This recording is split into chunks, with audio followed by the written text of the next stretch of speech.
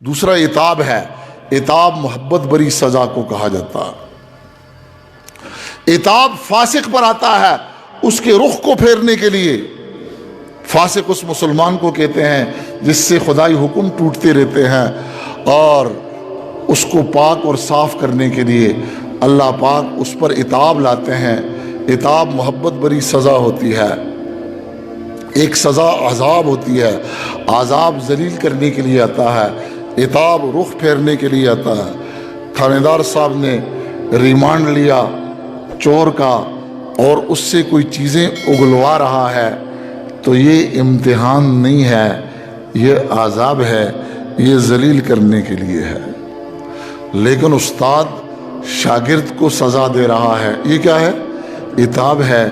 باپ بیٹے کو سزا دے رہا ہے، یہ عتاب ہے، اور یہ ان کے رخ کو پھیرنے کے لیے ہوتا ہے۔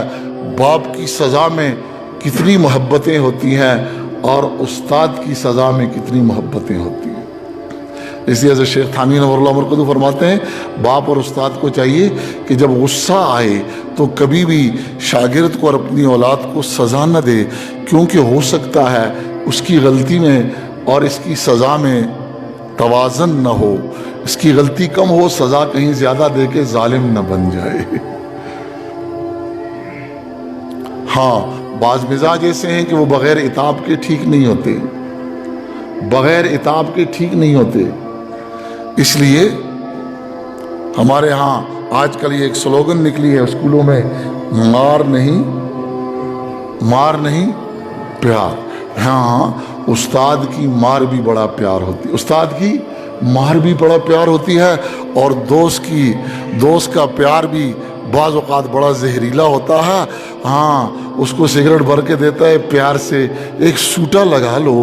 اب یہ پیار اچھا ہے کہ استاد کی مار اچھی ہے؟ اس لیے ہر پیار بھی اچھا نہیں ہوتا اور ہر مار بھی اچھی نہیں ہوتی۔ پیار کے پیچھے بھی دیکھا جاتا ہے کہ پیار کیوں کیا جا رہا، اور مار کے پیچھے بھی دیکھا جاتا ہے کہ مار کیوں کی جا رہی۔ اس لیے ہمارے ایک استاد محترم فرمایا کرتے تھے، بھائی مار پلس پیار، مار پلس پیار۔ اور ہمارے ہاں کیا سلوگن ہے؟ مار نہیں پیار۔ یہ کیا ہے؟ اللہ کے نبی نے فرمایا 7 سال کی عمر میں پیار سے بچے کو نماز کا حکم کرو۔ کس سے؟ پیار سے۔ اور 7 سال کی عمر میں نماز نہ پڑھے تو پھر مار سے بچے کو نماز پر لے آؤ، کیونکہ بعض اوقات مزاج درست نہیں ہوتا۔ یہ مار جو ہے اس میں بھی کئی پیار ہوتے ہیں، کیونکہ ایک پتاسے کا زہر ہوتا ہے اور ایک کڑوی دوائی ہوتی ہے۔ یہ مار کڑوی دوائی ہے، اور یہ جو اس کا دوست ہے اس کو کھلا رہا ہے وہ کیا ہے؟ پتاسے کا زہر ہے۔ تو پتاسے کا زہر اچھا ہوتا ہے، یہ کڑوی دوائی اچھی ہوتی ہے؟ ہاں، یہ کڑوی دوائی اچھی ہوتی ہے پتاسے کے زہر سے، پتاسے کے زہر سے۔ تو بات میں یہ کر رہا تھا کہ یہ عتاب ہے، اللہ کی طرف سے عتاب ہے کہ میرے بندے کا کیا ہو جائے؟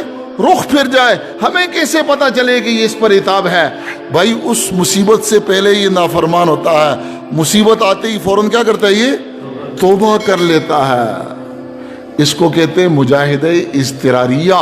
وَلَنَبْلُوَنَّكُمْ بِشَيْءٍ مِّنَ الْخَوْفِ وَالْجُوعِ وَنَقْصٍ مِّنَ الْأَمْوَالِ وَالْأَنفُسِ وَالثَّمَرَاتِ۔ جب یہ رگڑے آتے ہیں نا تو رگڑے کھا کر پھر آخر رخ کیا ہو جاتا ہے؟ ہاں، پھر ہی جاتا ہے۔